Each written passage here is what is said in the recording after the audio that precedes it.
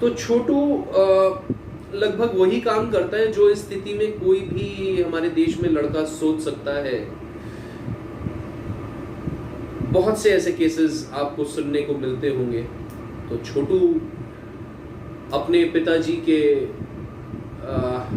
Pocket से 50 रुपए चुराता है और गोरखपुर का रुख करता है। गोरखपुर जो कि उसके घर से 90 किलोमीटर दूर नियरेस्ट सबसे बड़ा अगर शहर माना जाए तो गोरखपुर है उसके लिए। तो वो गोरखपुर में जाता है, पहुंचता है। ट्रेन से उतरते ही सामने जो वॉल है उसमें देखता है कि एक लड़का पेंट कर रहा है। उसमें लिख रहा है कॉल सेंटर जॉब। अब आगे के अक्षर तो उसे कुछ समझ में नहीं आता, आगे का वर्ड उसे कुछ समझ में नहीं आता कॉल सेंटर वाला, लेकिन जॉब देखते ही उसको समझ में आता है कि ये नौकरी के लिए कोई बात लिखी है। वो फटाफट जा करके उस लड़के को सवाल जवाब करने लगता है। पूछता है कि भाई ये किस तरीके की नौकरी है, क्या करना पड़ेगा, कितनी तनख्वाह मिलेगी, वगैरह वगैरह।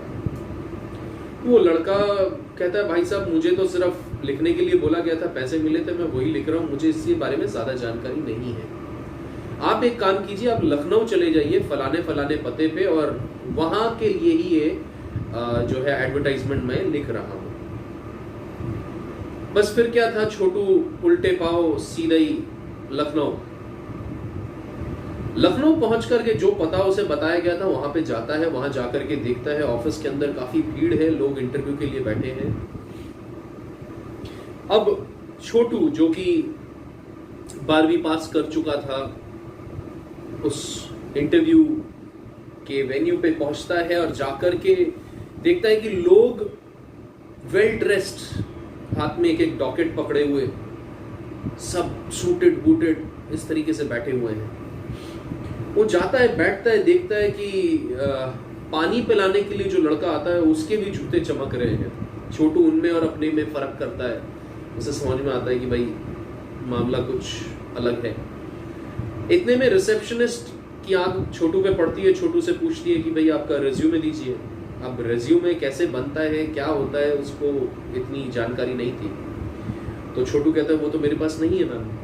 कहते हैं ठीक है, आप आजू बाजू कहीं पे जाकर, वो बताता है अपनी पूरी स्टोरी कि मैं इस तरीके से कहीं और किसी शहर से और किसी जगह से मैं आया हूँ। तो उसको बताती है रिसेप्शनिस्ट की ठीक है आप बाहर जाकर के किसी साइबर कैफे से एक रेज्यूमे बना करके ले आइए। तो छोटू वैसा ही करता है, जा करके एक रेज्यूमे बना करके रिसेप्शनिस्ट को दे देता है। छोटू का टर्न आते ही उससे सवाल जो पूछा जाता है बहुत ही स्टैंडर्ड सा सवाल, tell me something about yourself.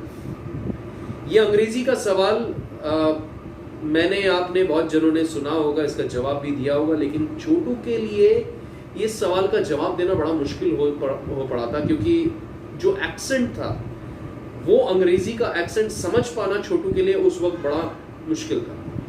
तो उसे कुछ समझ में नहीं आया और छोटू ने उसका कोई जवाब देने में पॉसिबल नहीं हुआ उसके लिए, वो दे नहीं पाया और उसका सिलेक्शन नहीं हुआ। वहां से निकला, उदास था, इधर उधर घुमा, जा करके आगे एक रोड साइड पे एक ढाबा सा दिखा, वहां पे जा करके पूछा कोई नौकरी है, तो झट से नौकरी वहां मिल गई।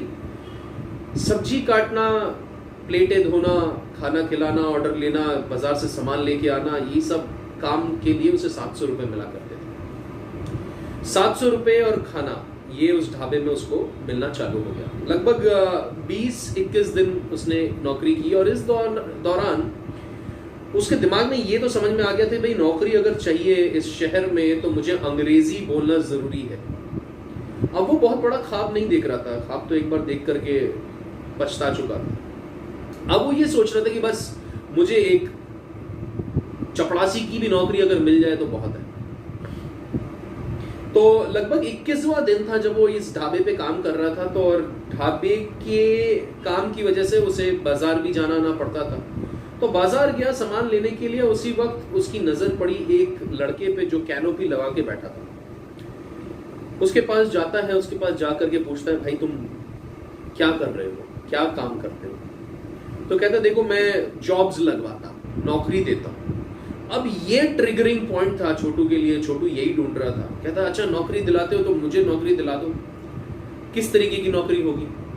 बोला देखो नौकरी आपको मिल जाएगी, सिर्फ आपको 500 रुपए देने हैं और नौकरी आपकी। बोला अच्छा ठीक है मैं अभी लेके आता हूँ 500 रुपये। और फटाफट जाता है ढाबे पे जा करके 500 रुपये ला करके उसके हाथ में रख देता है।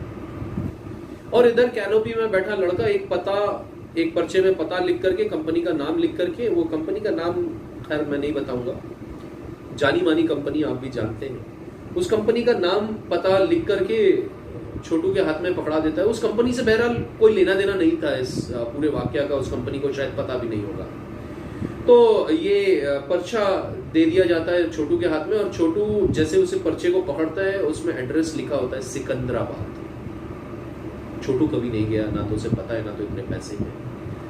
दोबारा ढाबे पे जाता है, पैसे जो भी अपना बकाया होता है कुछ लेकर के, उससे परमिशन लेकर के कहता है मेरी नौकरी लग गई, अब मैं सिकंदराबाद जा रहा हूं कह करके वहां से निकलता है और सिकंदराबाद पहुंचता है। जो एड्रेस था वो एड्रेस में ना तो वो कंपनी थी, ना उस नाम से कभी कोई पहले भी कंपनी रही थी। छोटू को समझते देर नहीं लगती कि उसके साथ बहुत बड़ा धोखा हुआ है। 500 रुपए जाते तो ठीक है, लेकिन ये तो ढाबे की नौकरी भी गई और एक I believe I can fly.